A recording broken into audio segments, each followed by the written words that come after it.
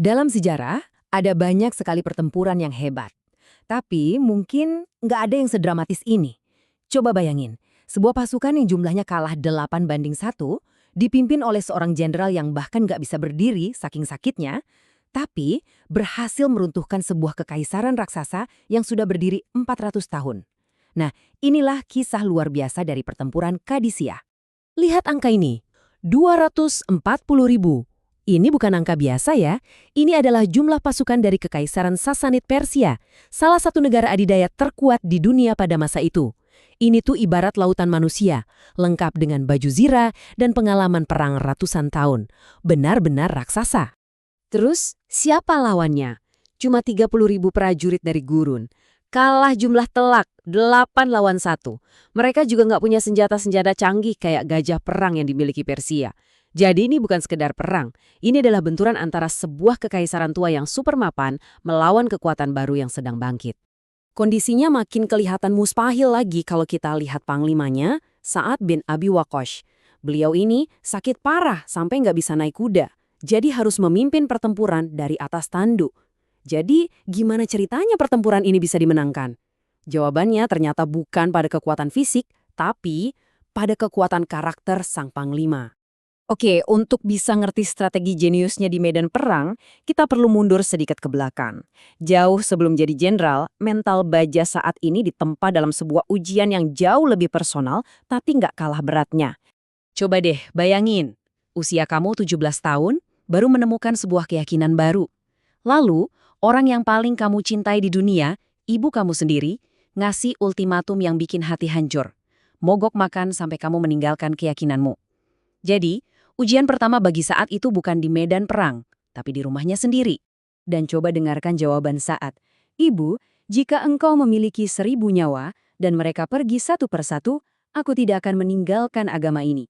Wow, di usia semuda itu bisa memberikan jawaban setegas ini, itu menunjukkan sebuah keteguhan yang luar biasa. Nah, keyakinan yang nggak bisa digoyahkan inilah yang nantinya dia bawa ke medan perang Kadisia.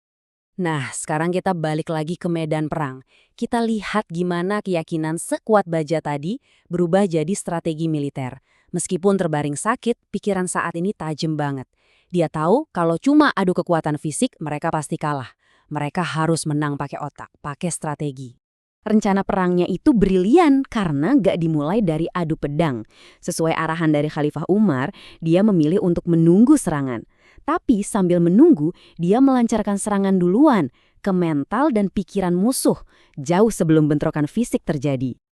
Langkah pertama perang psikologisnya begini. Saat ngirim seorang prajurit gurun biasa bernama Rubi ibn Amir untuk negosiasi sama jenderal Persia yang hidupnya super mewah. Bayangin aja kontrasnya, istana megah didatangi orang berpakaian sederhana naik kuda kecil. Di tengah semua kemegahan itu, ucapan Rubi ini kayak petir di siang bolong. Ini bukan negosiasi, ini deklarasi. Pesannya jelas banget, kami nggak terintimidasi sama kemewahan kalian. Tujuan kami lebih besar dari sekedar menaklukkan tanah. Tapi ada satu masalah yang sangat nyata di lapangan.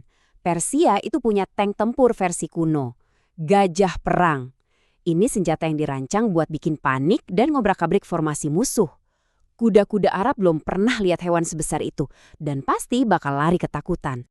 Terus gimana cara ngelawannya? Nah, disinilah kejeniusan taktis saat kelihatan lagi.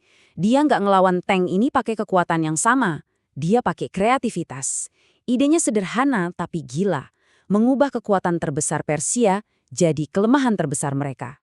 Jadi, unta-unta itu didandani pakai jubah dan kain-kain aneh biar kelihatan kayak monster. Hasilnya, gajah-gajah perang Persia yang gagah itu malah ketakutan.